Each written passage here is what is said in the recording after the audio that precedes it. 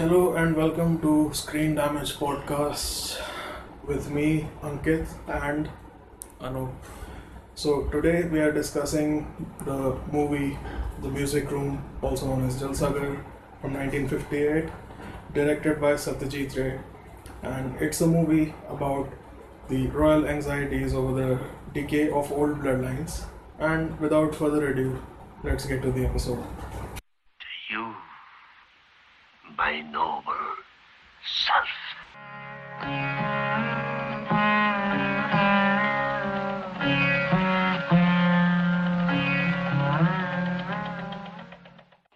What did you think about the movie? Yeah, I thought the movie was largely about the bourgeois royal anxieties over uh, the end of bloodlines and the beginning of new bloodlines and that sort of thing. I didn't really like the movie, to be honest. Like the story, I didn't really like. What did you think? I didn't like the story aspects of it. Technically, it was fine. The characters weren't really that well fleshed out, from what I would say, or maybe they were, and I just didn't like them, so I didn't like the story by extension. So yeah, that's the extent of it. I really like the tertiary aspects of it, like the set, and the design and the aesthetic that is presented in how it's presented. So technically, as well, it was really up to the mark as Satyajit Ray films go or have a reputation. Speaking of Satyajit Ray films, I've only seen one other of his movies, The Chess Players, Shatranj Ke Khiladi, and I thought that I dislike that in a similar way that I dislike this movie because the concerns that it's talking about, the characters that it's talking about, it's uh, it's to do with a lot of royal subjects and people that I can't really, on principle, empathize with. I don't. I mean, in this movie particularly, I didn't really identify with the protagonist at all. Like, I don't think his story. I don't think it's really tragic or anything. It's like, I mean, it is tragic, but I mean, I couldn't really empathize with his struggle, quote unquote, in this movie. Well, obviously you couldn't. So, are you a rich bourgeois guy? I mean, we are privileged. I mean, not in that, not to What that level. that's I think that's besides the point. Even there are movies where you present like even horrible characters who have no redeemable qualities, and you can empathize with why they're doing things and why. Like which film or book or literature? I mean my mind is blanking right now. I can't think of any examples right now, but like there are movies which make you empathize with like totally wild characters. Like for example, Scorsese's The Taxi Driver, right? I mean, you identify with that character even though he is uh, Sociopath I mean, I wouldn't say so.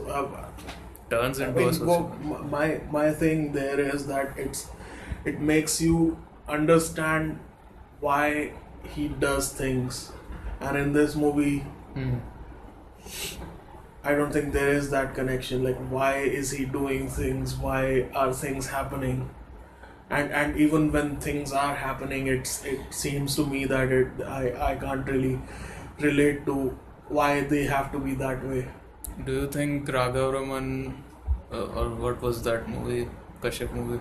Raman Raghav Raman Raghav 2.0. Yeah. Was that a better character study than this?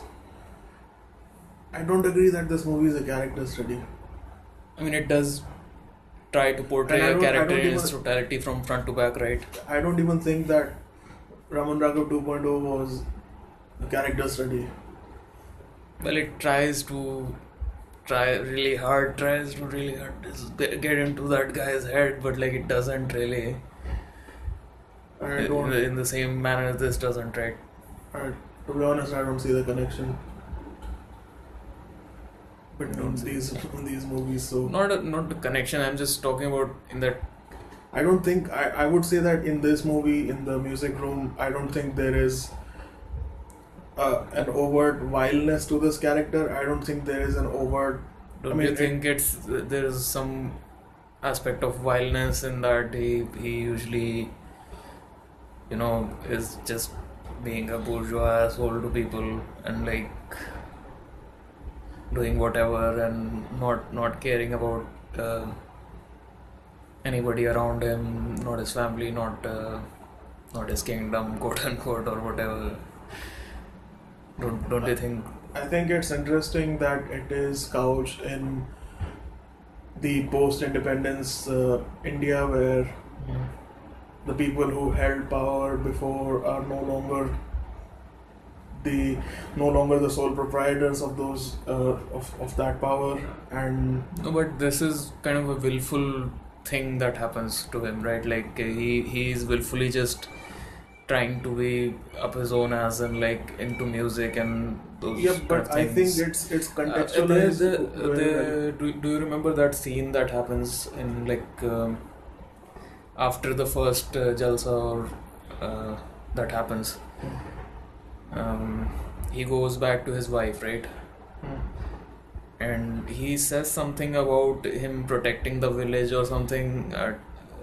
I think that was trying to build some character, but it gets totally washed out. I think the intent there was that to show how like Was rich there people think of themselves as magnanimous, right? They think of themselves as philanthropists essentially. So I mean that I think that was not being shown as like, oh, look at this person, how great he is, but like it's trying to show that dichotomy there in the movie. No, but there was a scene that he was doing that, right? Like I'm not misremembering. Yeah, there was. Okay. So what else do you want to talk about? Yeah, so what I was saying about context is like there is some contextual things here which are left in the background, which are left unsaid, which I could also understand that that context gets lost when it's reviewed by international audiences, or maybe even Indian audiences, because it's not explicated in this movie. It's left in the background that where this is happening and what era this is and why who is the old guard and what's the new money that's coming in, and why the old things are old and the new things are new, because there is some context there. And I think that after the post-independence Indian cinema is I thought it was interesting to root this in that sort of a context. But I mean, it doesn't really play into much in this movie, apart from like just making us, like forcing us to empathize with this Zamindar, with this like Not landowner. Zamindar. It's a Collector, right? king, right? King? Zamindar is that guy, the Gangli guy. No. He's a king, right? Like he No, was he's a not king. a king. He's a collector, right? No. He's a landowner. I think the context there is that under the British there were different rules which allowed certain people or certain royalty to operate on their own under the British Raj or something. I'm pretty sure I'm messing this up, but like that's I think was what the context was, that after the British left, they under the new India power was being shifted or like side graded rather than being given to the people. It wasn't given to the people, it was like given to other powerful people who had money. So I mean, in that context, I didn't really see the tragedy of him losing his bloodline or his power to a lesser human being. I mean, that's what the movie is trying to say there, right? It's Ganguly is like somehow lesser than this guy. What did you think? I don't think that's the case, but let's get back to the context first, so we can get there. I I'm not sure about like what you're saying about Congo. What can you repeat that? I'm saying that it's interesting that it's placed in that context. I mean, it's interesting now, but maybe it was how things were back then, and it's just presenting a naturalistic view of what things were back then. I'm just saying that uh, there's a lot more in the background than it's given credit for, this movie. But I don't think it adds anything to the story as such. I don't see much to do with that. It's vaguely mentioned at points, but I don't see it contextualizing things very well. And it is contextualizing the loss of power within the royalty which existed for generations. Well, that's it's just showing that how poor of a person this is, that he didn't adapt to with the times or whatever, right? That's the whole running theme throughout the movie when he's getting or modernizing his whole villa or whatever Ganguly is, and he is just a bystander in that, and he hates everything about modern things like cars or whatever, generators, the noise. He doesn't like anything in that. When he hears trumpets playing from his villa or house, Ganguly's house, he doesn't like it. So it's more about just resisting change, right? And what do you think, like, the endogamy of royalty is? Like, they want to maintain, they want to conserve things, right? They want to keep things within their bloodline and things of that nature. And I don't think that is incongruous to what the new, quote unquote, new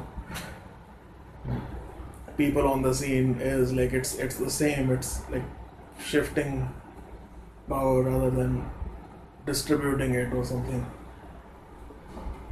Yeah, but I mean, the film kind of looks down on that guy, right? Like it's almost, it's weirdly looking down at the Ganguly guy, right? Who's new money, quote Yeah, unquote, so right? that's Like that was another, that was the main thing that I'm talking about. It's like, it's the context that the movie gives, with like the whole environment, the whole time era or whatever. That context is in service of like just aggrandizing royalty, and I don't know. What I'm saying is that this context is lost on a lot of people who have reviewed this movie and who have watched this movie, right? But probably, I'm not sure what they thought or what not. Like from what I've read and what it's just opinions so. that I've seen, it's like, I feel that those are so reverential. It just they don't really go into it as much, like, or try to get into the new nuances or whatever. I don't think this is really a nuance. It's more of a time and a place kind of thing. I'm pretty sure there must have been like reviews in recent past, like a year or two ago, and it would have been pretty much the same, just because of the name attached to it or whatever. If someone were to be shown this in isolation or whatever without the names or things attached to it, they would have different opinions. I don't think that's true, particularly because if so, do you think that if you were watching this movie and like after you finished watching this movie, what were the things in here which that made you feel like it's a good enough movie, like especially like technically you were saying, right, that you liked this movie? What were the aspects there which you thought were well done? It's not only technically, but it's also the fact that how early on in his career he's taking so many risks and like making those shots in there that are just lingering there or are just a performance of a music piece or someone dancing or something like that, right? It's not afraid to do that, but that doesn't serve anything particularly well in this movie, right? In the story context or whatever. you really don't care about what's happening to his family. His son dies, you don't really care. I mean, you're more interested in like what, just get this thing over with. Like what are you trying to say with the music room? What are you trying to say with this character, the aristocratic character, or Ganguly for that matter? And why are these servants so like so interested in this music room? Like, why is this the main servant, I think, who brings him sharbats and stuff, he seems particularly chuffed when he revives the music room, right? Like at the end, I didn't understand that at all. I thought that was more depicting how a person who has been so personally involved with this guy for probably for his life, like he has been involved in serving this person. Mm. Like the whole master slave thing comes into it, I and think it's it's like, like Stockholm syndrome or something like that. I don't think it's that. It's more like uh,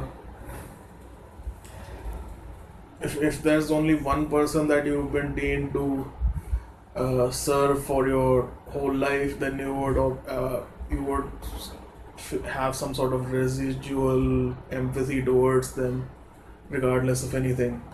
So I think it was that in that context, but I still didn't like it. I mean, I still would have preferred to see their points of view as well.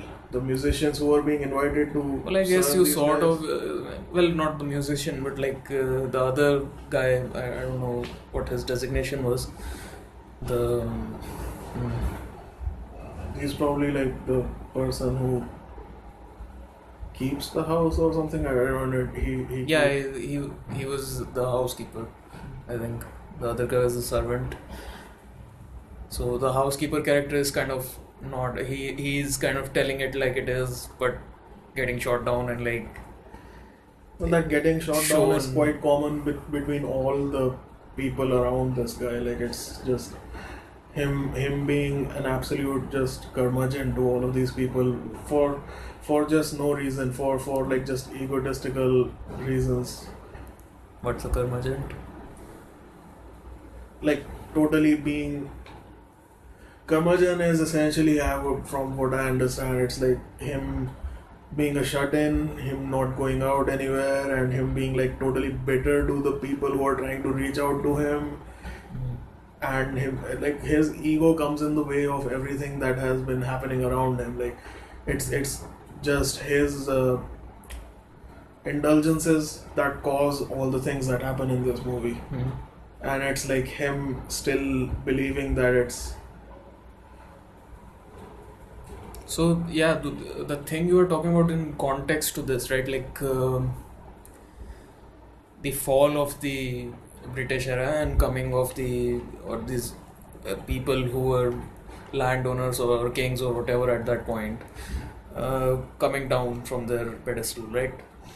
But that doesn't work in that, right? Like, because it is more or less about this character who has just thrown everything away in the pursuit of these finer things or whatever, music and whatnot, just selling jewelry at random points just to get his way or show off this musical prowess, or you know, is that not a thing throughout the movie?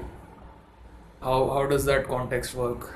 well, I think that was the part where it's uh, looking at it from a very first person kind of thing, where it's showing this guy's personal leisurely indulgences, right? His own indulgences, as in like alcohol, music, horse riding, all of these passions that he has, and how they are the primary things in his life. Like how the bourgeois spend their free time, right? It's just indulgences. So it's showing it's not showing that those indulgences in a great But light I'm, either. I'm more talking about the context that you are talking about, right? Like it And presents those things. It doesn't do that, right? it presents that for just for the purpose of showing the downfall, because it's the downfall Hmm. of these rich people Hmm. from having a life of luxury Hmm. to being bankrupt, like applying for loans from banks and shit, Hmm. stuff like that. It's I think it's in service of that. Just it's merging together of the No, but will. the context that you are talking about, the leaps and bounds you're taking in that, that you're thinking that this was some landowner or whatever coming down from his pedestal and so on and so forth. These are things you are extrapolating there, right? Like it's not as in so many words presented there, right? It isn't. It What's the isn't. point It there? isn't well contextualized. Is all I'm saying. Like it's just The very context is like. a context is again, I'm saying I'll cop to that the context might be just because of the time frame this movie was produced in, rather than what I'm perceiving it as right now. But I think there is a link there, because it does show the outside world, it does show where he's living, and it does show the physical, like geographical characteristics of that place and how that affect the wealth. It's not just the wealth. It's not just that the wealth has been all been lost on his indulgences. It's showing that there is some, like an invisible hand which is also causing its destruction. Like that invisible hand can be like physical catastrophes, or the the distribution of the power from these people to another, transfer of power from these people to another. I choose to see it that way, but like, I mean, yeah, I understand your point that it's not explicated in this movie, and I said as much. It is and it isn't, but like it's not very well done. Is my point. Like it is done in that when he's later ranting about, or like when he's drunk and screaming at the portraits and all that. Uh, there is some context there that he comes from a bloodline of people who were rulers and stuff, you know. So in that sense, it is contextualized, but like it's not really well, how are the good times for this guy is literally just one line in some at some point where he's talking to his wife, right? Like he's telling her that I saved this village or whatever at some point, and I have this goodwill or whatever, right? So that the part where he says that he gave shelter to those people from the flood. Mm. I mean, that's what I'm talking about. The flood. The flood is like a recurring thing in this movie, where it flood as in like rain, the the Calamity. yeah, Calamity would be yeah, the- the water essentially. I mean, it's common like to how his family dies, and how his essentially that flood. What I'm gaining from it is that flood was a turning point for his wealth, and it caused the crops to not grow and all of that. In two different instances, that's happening. So I think that there is context there for loss of his wealth. It's not just him indulging. It's But it's very like just it's one line passing through, you know. There's but no it's credence shown to in it. the way that his house is withering down, and it's no longer painted, no longer in a well kept condition. But that's more to do with the character itself, right? Like his indulgence, that's his exactly problems, his not trying to recapture his whatever kingdom, right? He just doesn't care about that at a certain point. We never get to see him at his high point, right? Like he's his the movie starts at the low point and then goes back slightly to the middling bit where he's starting to go down, right? what would you imagine his high point to be? It is that passing phrase that or passing comment that he's passing when he's drunk, right, to his wife. You think that the character imagines that his high point is saving people? Not saving people, it's more to do with him having power to do it, right? Like it's more to do with him having the ability or being able at that point to command that kind of respect, or like be that person, or a stalwart, as you say, right? The old guard. I don't know. I mean, I don't see that as a high point. I mean, he's That just would listing be, that might be, but we don't get to see that, right? Like, not at any What point. would it have changed if we were to have seen that? I mean, it's what I'm saying is that him saying that he saved a lot of people during the flood. I think that's just a thing that he's saying for his own ego appraisal, or like whatever. I mean, it's not. It's just an offhanded comment. I'm not saying that he believes that he did a good thing there or anything like that. Well, he might or might not. That I don't know. Who cares at that point? But like that is the I'm saying that feeblest effort that the story makes to establish that he had a high point at some point, right? Like his whole trajectory, moral high point. moral or like personal or anything, you know. I don't think the character says anything to that effect, and I don't think the story indicates anything to that effect that he ever had a high point. Well, it doesn't do that. It doesn't say that in so many words that he I don't never had a high point. Again, Okay. I don't think that there is much to be gained from discussing what his high point might have been. So I am not saying to discuss that. I am saying that it's never explicated throughout the film, and that kind of takes away from the context that you're talking about, right? Like his life isn't contextualized as such. It's just we are shown the whole downward spiral of his life, right? yes, It starts at the low point and it ends even lower with his death, right? Like it doesn't have a high point at any point. so So it's a bad story. That's what I'm trying to say here. I don't agree with that. What I would say is that the story is very well told, and it has a good, like, a beginning and a conclusion to it.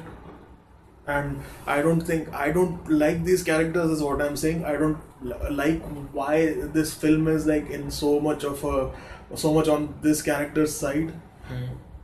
That's what I don't like. I mean, the story is well told, and it's told through a lot of like metaphors and a lot of like imagery, and like a lot of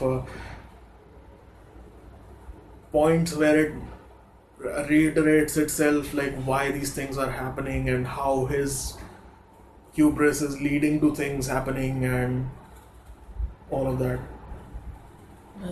I don't really see that. It might be well told or whatever, but it doesn't go in proper manner. It doesn't have a fruition to it, you know, a proper thing to it. Like there's no beginning as such. It There just absolutely is a beginning. it's very middling though. Middling. Yeah, it's almost dead at that point. The story is already like sort of dying, and then it just goes deeper down, and like it ends in a depressing place or whatever. It's only descent. I really don't understand what point you're trying to make here. No, the things it's doing, the sweeping shots, the whole narrative it's trying to build. I don't think it's very much needed for what he's trying to tell here. Okay, it's very simple, The director, the writer, or whatever. It's two different things, writer and director. I think story is from another person. And he is director. okay, I still don't get it, but okay. We can talk about the fact that the indulgences that this guy has in his day-to-day life, and we are shown that we're shown a life of leisure, right? We're shown that this guy is living at probably at his happiest, at least in the beginning of the story. Uh, it shows this guy as living not, if not happy, at like satisfied. Like his indulgences are being met with, and it doesn't matter that his whole estate is going bankrupt and he has to pawn off things to make ends meet for his own satisfaction. Uh, do you think that like him having these indulgences and the people around him are being made to cater to his indulgences? Do you think that there is something to that where it's talking about how only the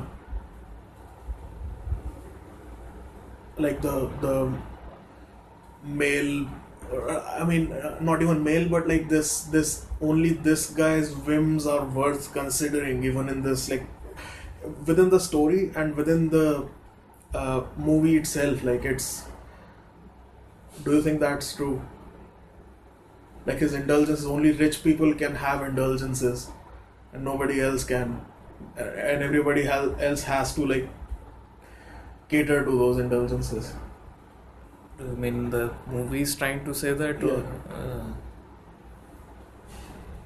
I don't know if it's the movie. It's more about this flawed character bullshit. Okay, the point is that he believes it. The character believes it, right?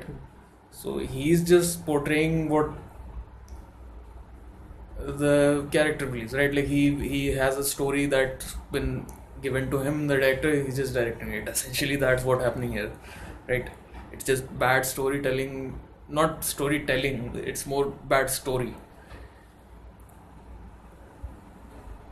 What I'm saying here is, you can only you believe that like you uh,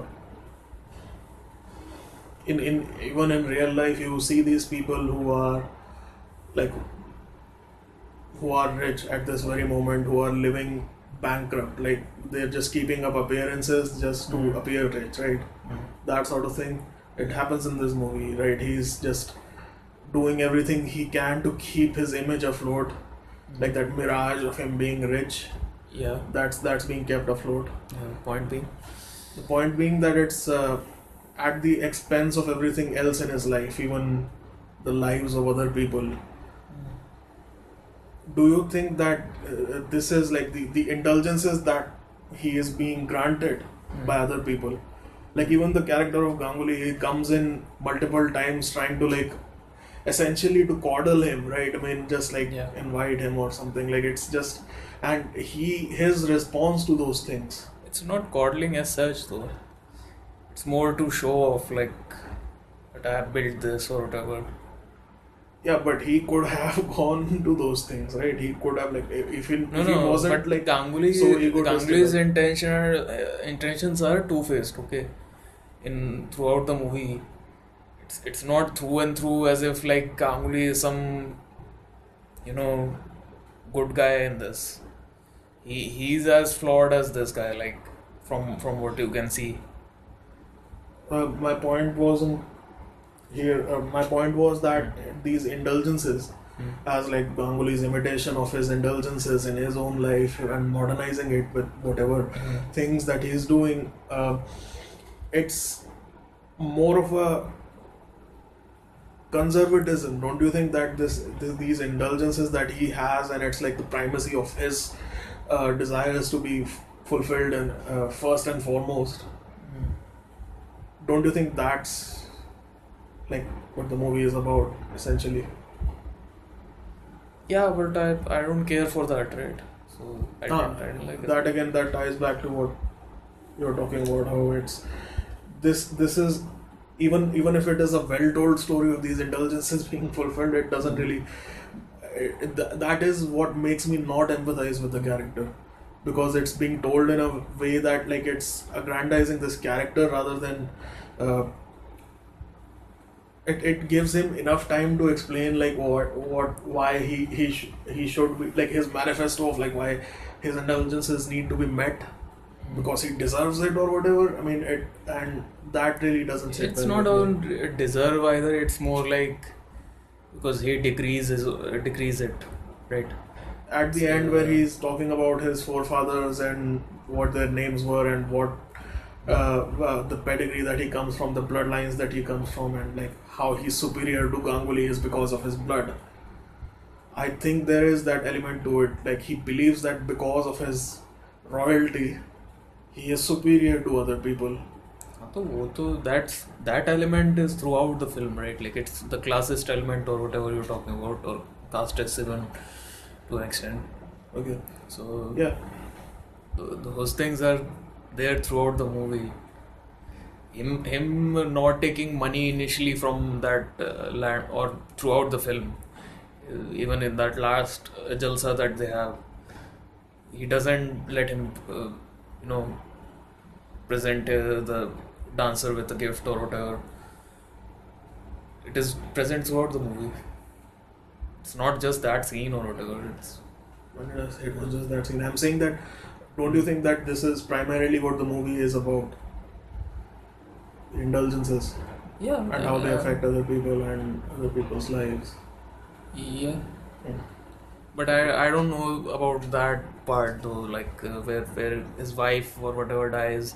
I guess it can be like concoctedly said that if he weren't to indulge that much, he could have gone with them or something, or they wouldn't have gone. They would have survived somehow. I don't know. That's besides the point. Well, it is the point because the scene where there's these people who come in and sing, the Muslim guy or whatever he is talking about before in some scene that he's some ustad from Lucknow or something he's calling up, and like that guy comes in and they're sitting in the music room and there's this song going on about the monsoon, and it's like him being the harbinger of his own destruction there because the song itself brings about the rains which causes them to die.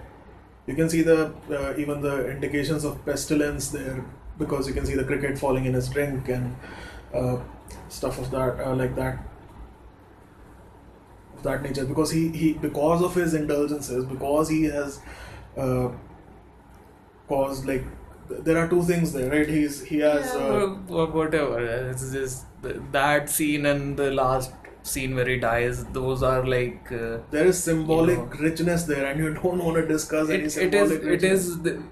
there, but like just these two scenes, nothing else in the film. There are a lot of different symbolic things in the film throughout, like it's littered throughout. I don't think so. Later, Yes. where else? What? Where else is it? The symbolic richness that you talk of. Well, you every time. Those things are really case pieces for this like symbolic richness. Other than that, I don't see much to do Well, with it. you don't see like him, the his child, Mm. his who he believes to be the heir to his throne Mm. and heir to his indulgences as well. Mm. The horse's name is Tufan. Mm. Okay, you don't see that there, Mm. like him always wanting to ride that horse. You don't see the richness there. You don't see that in any scene that's being shown of the palace, of the house. It's in a constant state of degradation in every scene from the beginning to the end. You don't see that as like a metaphor for his own life. You don't see that like through line of degradation to his parallel to his own body's degradation throughout the movie. Like his actions are the things that are causing I still, everything else. even if that's there, the baseline story that is there, like the decay itself or the, you know, death of his heir or whatever, the riding of the horse or whatever, it's very, flimsy for me. the story is very bad for me, so I couldn't really care about the symbolism, right? I mean, it's fine, it's there. I recognize it, but like it's not in service to something of a decent story for me. Like it's There was one more thing that the servants and the people around him are the ones who gave him information about everything that's happening outside, right? He asked them, like essentially they're his eyes and ears, right? Essentially that he asks them what he's hearing right now, and they tell him. He asks them like what's going on out there, and they tell him, and like they are his sensors, right? For the person who believes his eyes and ears to be indulged with music and dance, all of his other interactions with the world are through mediaries, right? Through these people in every other sense. Don't you think that like that sort of trapped nature of his whole thing, it's the constant throughout. Like it doesn't change with him with his family dying. It doesn't intensify with it. It stays the same. So I mean, I don't think that there is anything which even the loss of his family doesn't change anything in him at all. it sort of does and doesn't, because in like once they go in the flashback, he's seen more contempt, as you were saying, right? Like he was riding the horse, he was going out, he was doing this, that, and the other. He was more active in that sense, right? Yeah, So yeah. there is that change, but it's very like matter of fact. Let's move on to this. But he doesn't tragedy. go, like he doesn't go out, like he doesn't go to the place that his family are going to. Well, he Right. did go somewhere, I guess, with that horse. He did ride that horse, right? Like he did go somewhere. So I'm my guessing point being that he was it just joyriding it? he with other people, with other, like even when he's hearing sounds from outside of his house, it isn't like he can tell where it's coming But from, there, right? by that time, where the time has passed, most of the interaction he's having with the servants or whatever, right? Like it's mostly after that period when his son has died, right? Yeah. Like asking what's happening outside, what's going on, so on and so forth, right? Also, So I mean, like it's being his indulgences are the things that disable him essentially from experiencing everything. it's more like him being a bourgeois, or like this Yeah, so royalty or whatever, right? Like royalty is presented in this movie as being in context as being like indulgences in his free time, right? It's like just his music thing, his eyes and ears, his essentially like just doing what as he pleases in that sense. in That everything else takes the back seat. Yeah, that's the whole story there. So I don't like that. So fuck it. Whatever. Anything else?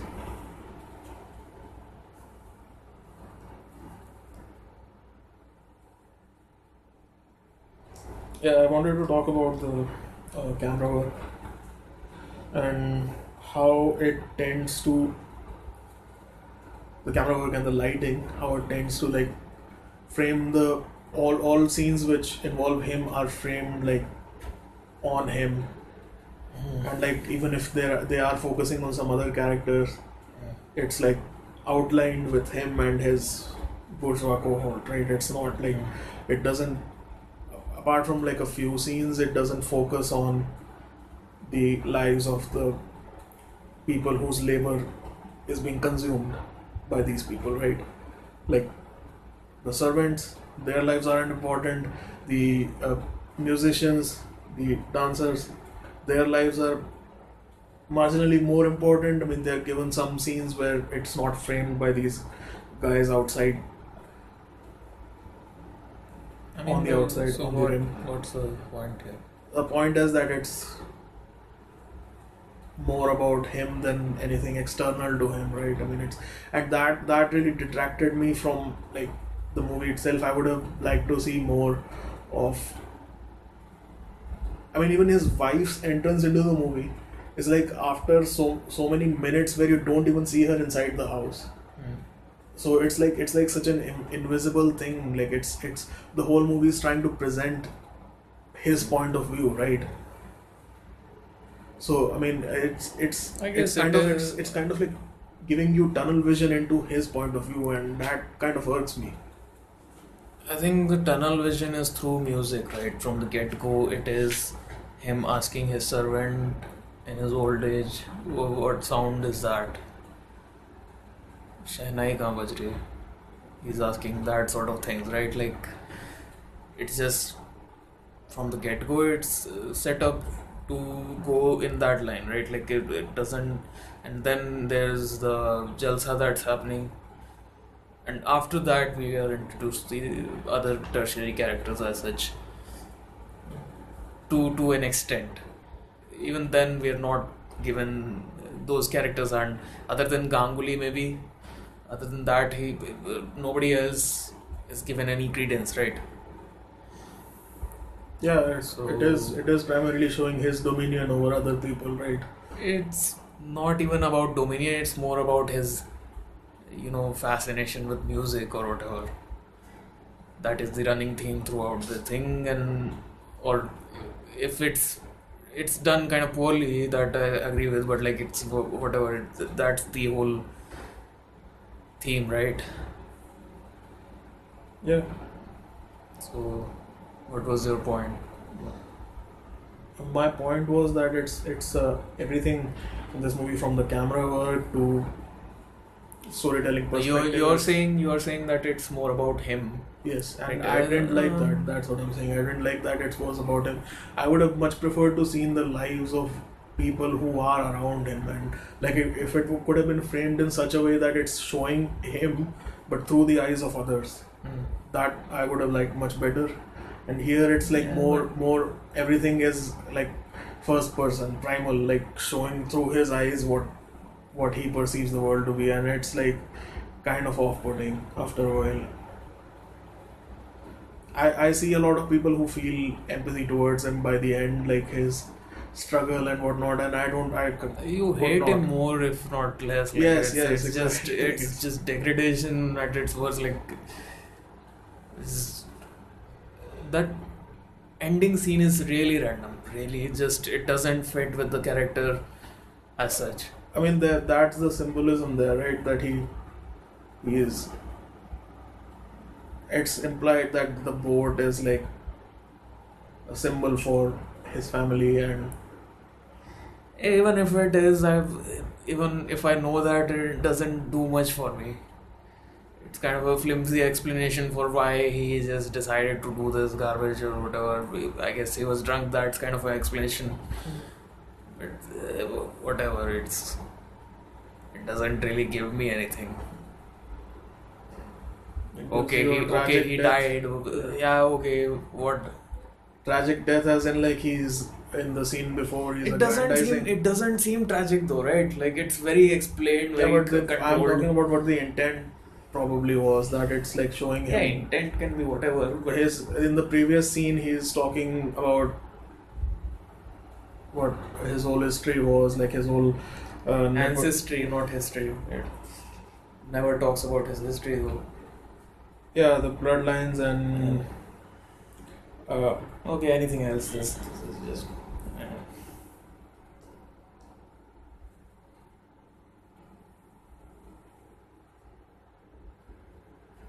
I mean, with regards to the ending scene, it does make sense within the context of the story. But again, I'm coming at it from the perspective that I didn't really care if he died in any manner. It didn't matter to me that it was connected to any story thread at all, because he is the one responsible for everything that has happened to him from the beginning till the end, right? To his Yeah, family, well, to everything.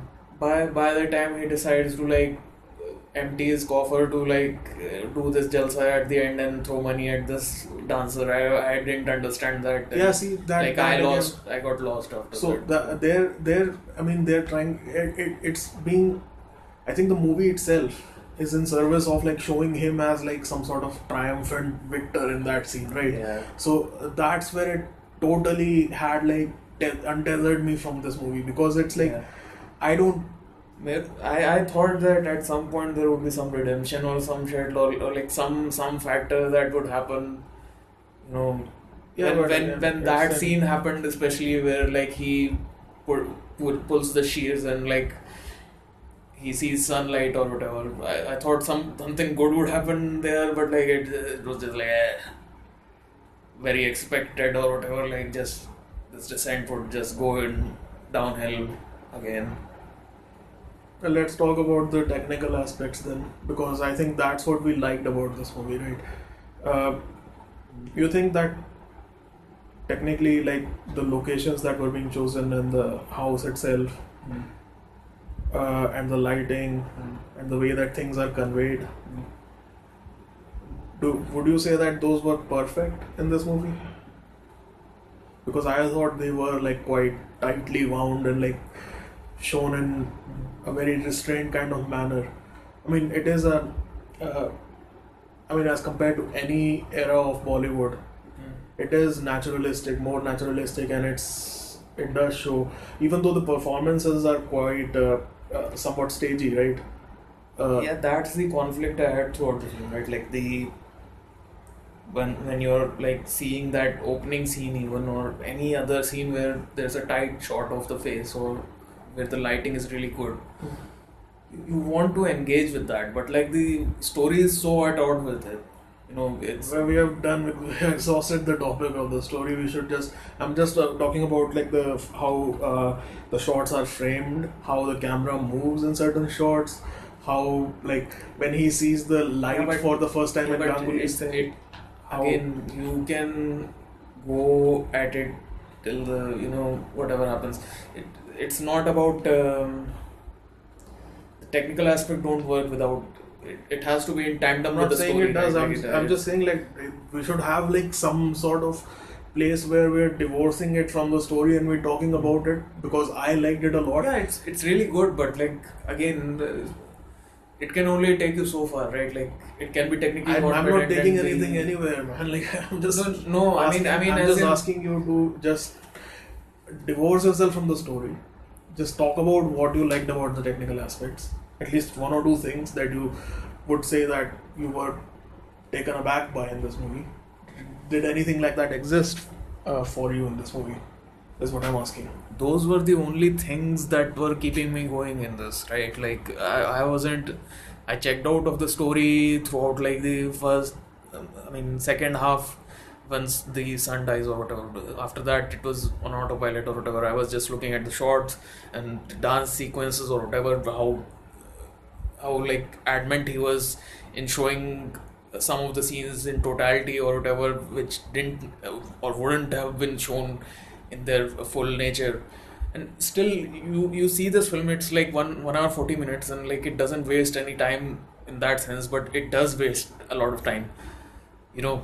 But I think that ties It is- back into the leisurely indulgences of the main character. It is like again, Maybe, it but becomes like, it becomes like a first-person thing that the movie is through its through all of its components. It's trying to be his extension. This characters. So that yeah, I agree with you that it maybe I hurts me. don't, I'm not sure. So yeah, those were really like brave choices at that point of in his career. Like he How wasn't- were they brave choices? I want to ask you. Like you have said this twice now, and I don't understand how. Pick any movie from that era and show me if they've done anything close to this. Like, But I what would say, like, particularly are you talking about? what about what is that the- era, man? I'm talking What just is the brave choice? What are the brave choices essentially? to show those lingering shots, like him carrying his son over there, like it's like, or him just sitting there watching this thing. solidify that it is about this music room, right? Like the story is about his obsession with this music room or music or whatnot, his indulgences, right? Yeah. Those things wouldn't be established in a modern movie, right? Like they would try to finagle some sort of garbage around it or something. So you thought it was subtly done. To an extent. What But what would you say is maybe different in this movie than a conventional? it was subtly done. I mean, I don't know what the convention at that point was, So but like how are you saying? I'm comparing it How to you modern day cinema or whatever, the thing I'm exposed to mostly, or So even what his is work. brave about this? What is that? What are you saying that he did differently, which is causing you to think that it's brave? Is the choices of the shots he's taking, right? Like Right. it's not a norm there. Like it's not a norm now either. Do you see any film trying to do this? I've seen a lot of Hindi movies since Which that era right which which like you're asking me to like बता और नवर देख लो तो अच्छा नहीं होगा तेरे साथ यार हाँ. specify something, like I don't know. I haven't seen anything that's doing this I in the thought- Bollywood context or whatever, or any like maybe in regional. Again I'm asking you what exactly was it about the long shots or lingering shots? What exactly was it about it? Was that, it that you about think what? Like I don't know. Like, that I think what? that you think was particularly different? Just the longness of the shots. It is more about taking chance at that point in his What chance exactly? life. What That these things probably didn't work or whatever at that point. thing again? The thing that you're talking about, I don't get that. The shots, the cinematography, the overall presentation, going back and forth.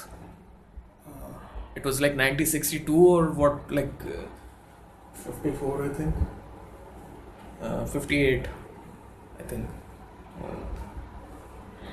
somewhere around that. Yeah, we are really well informed on this movie and we're discussing it. Forgive us.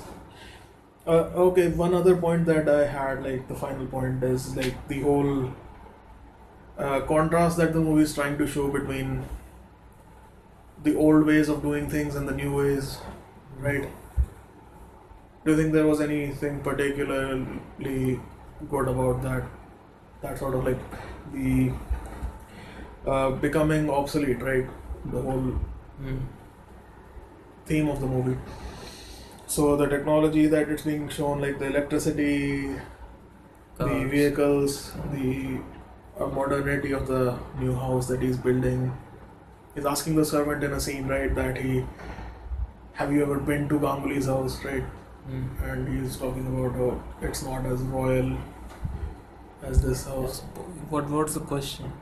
There's no question. I'm just saying that there's this comparison, right, between the old and the new, and it's being shown constantly through the. That I think Use is of sort of a running theme throughout his films. Also, there was a random thing.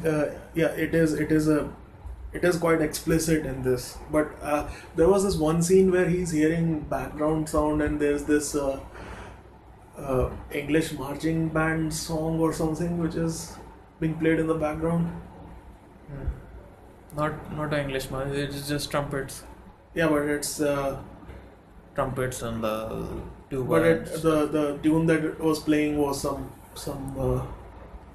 English thing, if I remember correctly. Ah. But my point being that it's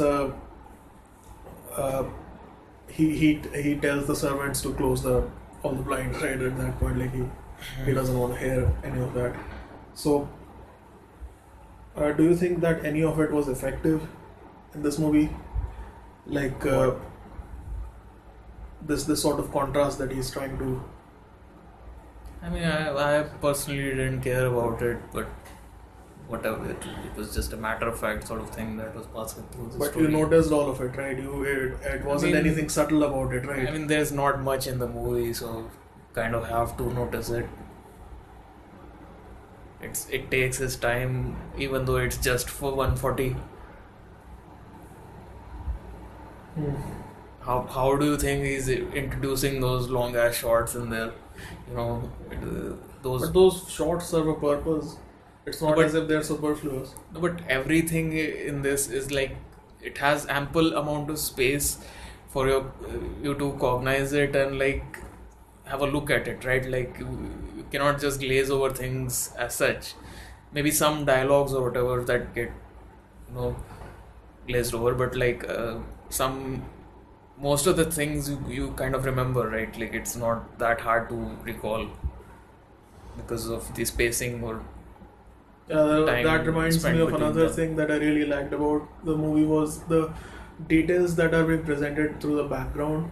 Like, there was this one scene I really liked where when he's going to open the music room towards the end, after a while it had shut for a while Yeah, after his since family his died. death. Yeah, so he's going towards it, and in the corridor you can see these bats flying around, and the way that that scene is lit and it's portrayed, and like how you can see cobwebs, you can see like the dilapidated state of the house.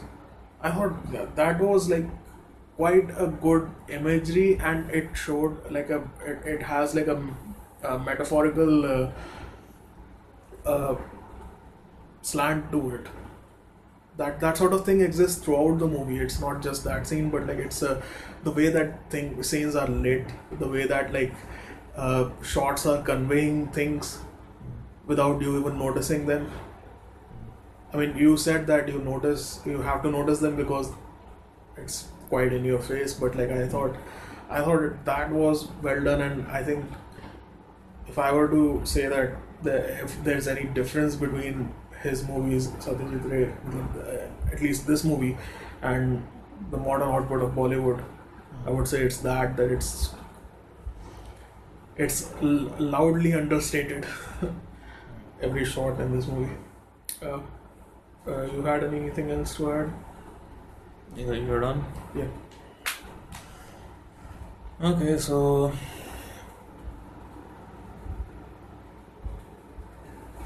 there was some comparison stuff, right? Like the theme that he's using here, it comes back like 20 years later in his other movie Shatranj Ke Khiladi, or the chess players. So but you kind of dislike that as compared to this, right? Like you like this better. Yeah, but that was only due to the fact that this has more of a cinematographic slant to it rather than just players. It that's a more conventionally short movie. Yeah, it's conventionally short and all, but like I think story it's telling is a lot better. I don't know. I disagree with that. Why? Because that was it. It's like framing it as a comedy there. It it kind of erases the past of these royals. Like it's trying to portray these royals as some sort of like bumbling buffoons or something. Well, they kind of are. No, any person who has held a position of power. What was the ending there? Like they just get killed because of. Yeah, but that's Yeah. what the portrayal of. I'm talking about in real life, their real life counterparts. I don't. I saw some review like saying this was the character was solipsistic in this. Do you agree with that? Yes. But he is engaging with the outside world, be it in But solipsism extension. doesn't preclude you from interacting with things. It's just saying that everything outside of you is you. And I think this movie does. Would you not say that the chess player movie had more solipsistic character compared to this? No, that wasn't about an individual. Well, the main character was the game of chess that they were playing, right? Like, and where it took it. Oh my god, I didn't even notice that. हो गया तेरा? Okay.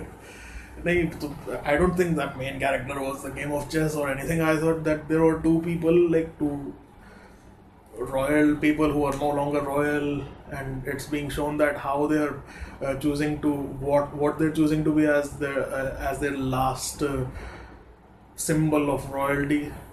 that they're going to. Not it's more like in No Smoking there's a scene where like he gets out of that place and he's just he's trapped in some place, right? Like John Abraham's character, and he gets out of there for a bit and like he just starts smoking like starts stuffing his face with I don't cigarettes. remember anything from that movie, so I'll take your word for it. Okay, so that's happening in there. So like it's sort of like that, right? Like I think it's interesting that you choose Anurag Anurag Kashyap's, Kashyap's movies to refer to. but I wouldn't ever think that they are even His movies comparable. are kind of no. I think his movies are really straightforward in what they're trying to present. No, I mean I'm not talking about straightforwardness or whatever. I'm just comparing a scene with that scene. Okay, it's more like the obsession that's taken over them, or like they have to do this or they'll die or whatever, right? Like it's in the chess player, not in. Well, I guess in this as well, because he kind of wastes his wealth and becomes kind of a drunk or whatever, washed out has-been sort of person who not a has-been like. I think he was drunk from the beginning. He indulged in alcohol from the beginning. But that was his low point, like in the last scene, right? Like he kind of goes all out. Or his high point, as he believes. I think the character himself Yeah, believes. his high point. I'm not going to say anything there. Okay. Well, he was smoking a hookah, so you don't know what's in there. Right.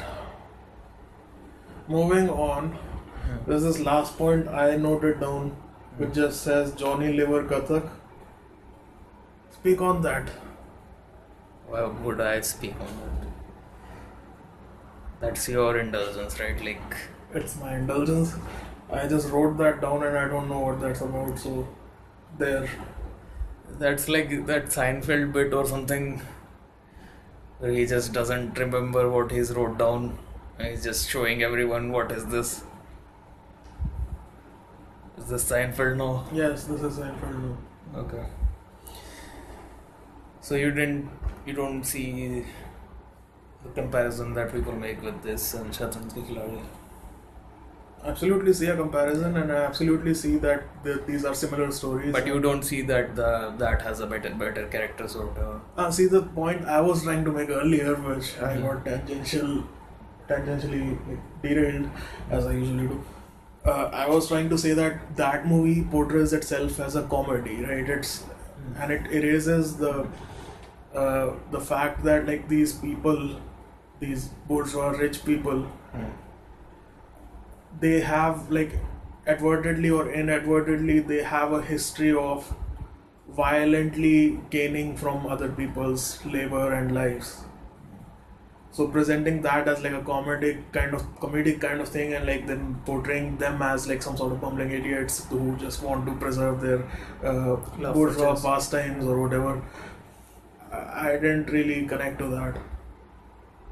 It's I like connected to that that thing of like more or less. people who joke about Trump, or people who joked about George W. Bush, like infantilizing them and like making them like, oh, these guys are such idiots or whatever. But in That sort the of thing. modern vernacular, what Nawab actually kind of means, or it's kind of a mocking term now, right? Like, Yeah. so it kind of took that and ran with it. Like, I thought that. So in that context, I felt it was kind of good. I didn't like that. Like, whatever. It's just a personal choice at the Yeah. end of the day. So. Okay, so.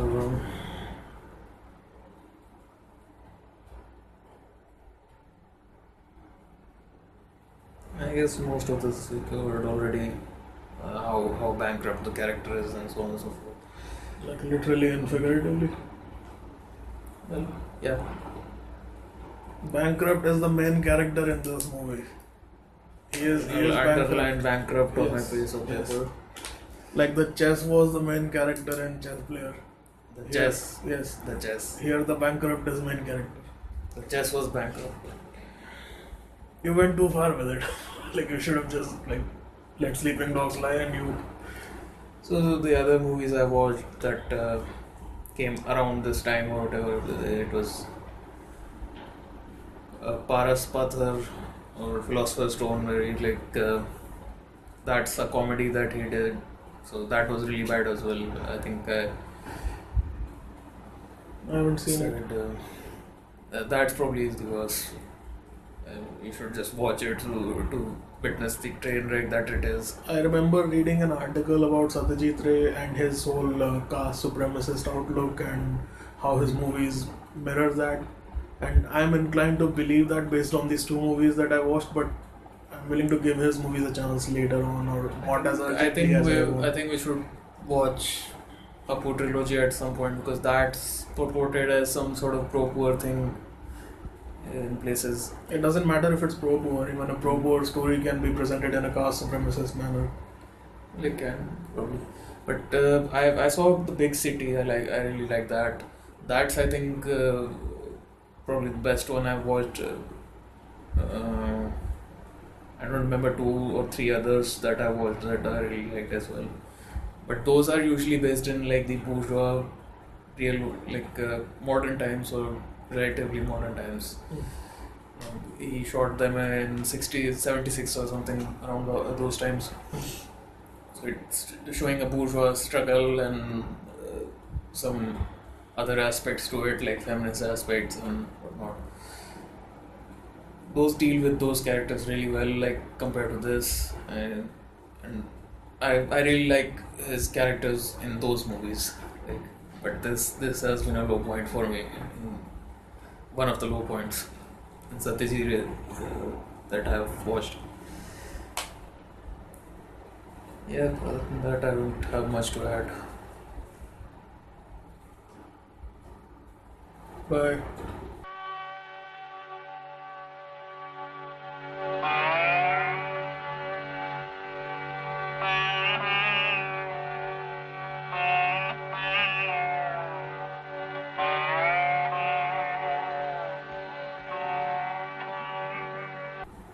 আমি আমি self made man no pedigree